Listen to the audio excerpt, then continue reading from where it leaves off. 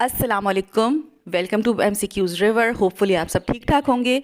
आज का टॉपिक है sir Syed Ahmad Khan and of course उनके साथ लिंक्ड होती है अलीगढ़ मूवमेंट। वो बच्चे जो CSS और PMS के लिए प्रिपरेशन कर रहे हैं सर सैयद अहमद ख़ान या फिर अलीगढ़ मूवमेंट के टॉपिक की, तो उनके लिए क्विक नोट्स हैं, बिल्कुल बुलेट फॉर्म्स में हैं, ईजीएस्ट वे में मैंने लिखे हुए हैं। और दूसरी बात ये कि ये जो नोट्स हैं ये एक क्वालिफाइड CSS एस्पिरेंट के हैं, मतलब उन्होंने CSS क्वालिफाई किया है, उनके नोट्स मैं आपके साथ शेयर कर रही हूँ।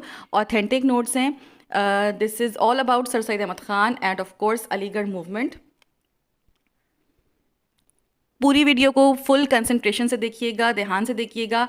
इसमें मैं आपको सर सैयद अहमद ख़ान के बारे में इंट्रोडक्शन दूंगी, प्लस अलीगढ़ मूवमेंट के ऑब्जेक्टिव्स, प्लस उसकी सर्विसेज जो कि पॉलिटिकल होंगी, एजुकेशनल होंगी, वो तमाम सर्विसेज, प्लस उसके इम्पैक्ट्स हम बताएंगे कि क्या रहे थे। So you have to watch the video clearly and still if you have not subscribed my channel MCQs river, please it's a humble request, please subscribe it as soon as possible.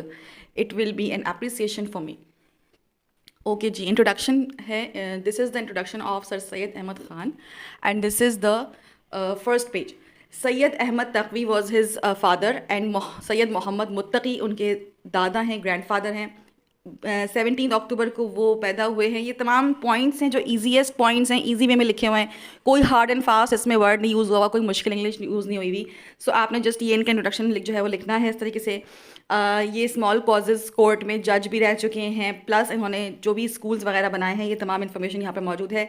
Victoria school Ghazipur में 1863 में। अच्छा, ये जो मैंने चीज़ें highlight की हुई हैं ना, येलो कलर से हाईलाइट किया हुआ है, अंडरलाइन किया हुआ है, इट मीन्स कि दीज आर द थिंग्स जो कि MCQs में अक्सर पूछी जाती हैं। ठीक है, ये इनका इंतकाल कब हुआ, कहाँ पे हुआ, पैदा कब हुए, plus the causes of Indian mutiny ये इन्होंने कब लिखी थी। अच्छा, a scientific society for Muslims in 1864 इन्होंने कायम की। ठीक है, 1875 में इन्होंने मोहम्मदन एंग्लो ओरिएंटल कॉलेज बनाया था। ठीक है, मोहम्मदन एंग्लो ओरिएंटल कॉलेज बनाया था। Basically it was a school.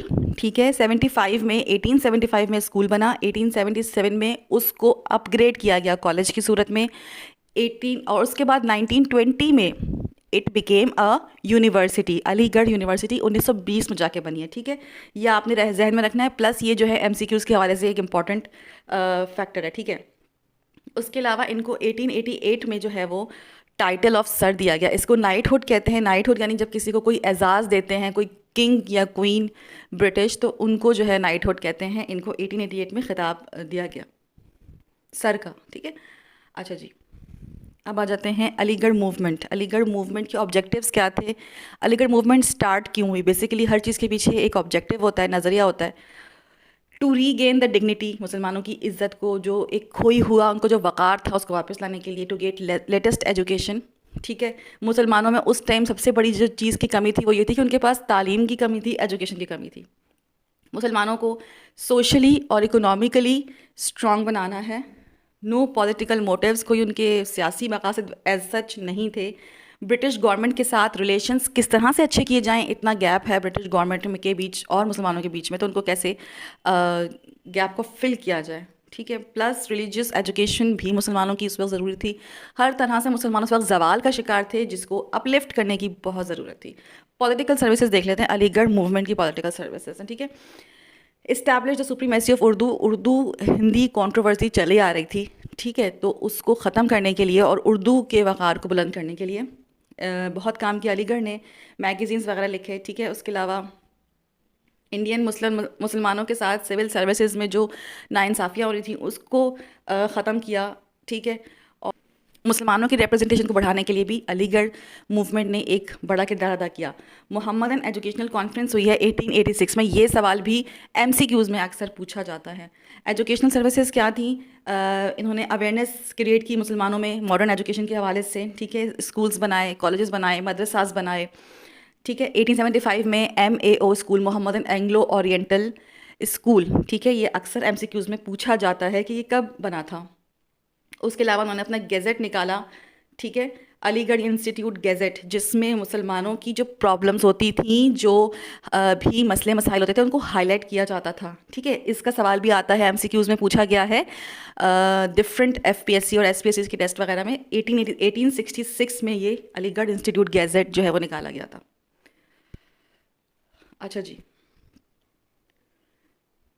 اچھا MAO کالج جو ہے وہ 1877 میں بنا.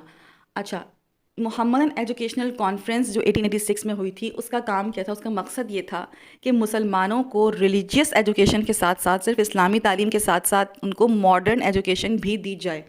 ٹھیک ہے، اس کے علاوہ ریلیجیس مدرساس کو انکریج کیا گیا، انہانس کیا گیا، اور اس کے علاوہ ریلیجیس بکس بھی شائع کی گئیں، جس سے مسلمانوں میں ریلیجیس تعلیم تو آ ہی رہی ہے، ساتھ ساتھ ماڈرن ایجوکیشن بھی جو ہے وہ شیئر کی گئی، تاکہ مسلمان اپنے اسٹینڈرڈس کو رائز کر سکیں. اب ان کے لٹریچر سروسز میں آپ کے پاس آ جاتی ہیں وہ تمام بکس جو علی گڑھ انسٹیٹیوٹ سے شائع ہوئیں، علی گڑھ کے مسلمانوں نے شائع کی یا لکھی. ٹھیک ہے، آثار الصنادید، آئین اکبری، تابعین الکلام، تاریخ فیروز شاہی، خطبات احمدیہ، یہ سر سید احمد خان نے خود لکھی تھی 1869 میں. یہ سوال آتا ہے، ان بکس کے ایئرز بھی آپ کو آنے چاہیے کہ یہ بکس کون کون سے ایئرز میں پبلش ہوئی تھیں. ٹھیک ہے، یہ جو ہیں کوشچنس MCQs میں اکثر آتے ہیں. خطبات احمدیہ یہ وہ کتاب تھی جس میں سر سید احمد خان نے، ولیم مور نے جتنی بھی اسلام کے خلاف باتیں کی تھیں، ان کا پراپر اتھینٹک جواب دیا تھا.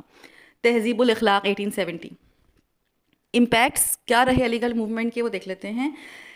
علی گڑھ موومنٹ نے ایک زبردست کردار ادا کیا کس چیز کے لیے؟ مسلمانوں اور برٹش کے بیچ میں جو دیوار تھی کھڑی ہوئی تھی، اس کو گرانے میں کردار ادا کیا. ٹھیک ہے، مسلمانوں کے سوشل اسٹیٹس کو اپلفٹ کیا. اچھا، اب یہ جو امپیکٹس ہیں، اس میں آپ سوشل کیٹیگرائز کر سکتے ہیں. سوشل، کچھ پولیٹیکل ہیں، کچھ ایجوکیشنل ہیں. ٹھیک ہے، آپ ان کو کیٹیگرائز کر سکتے ہیں.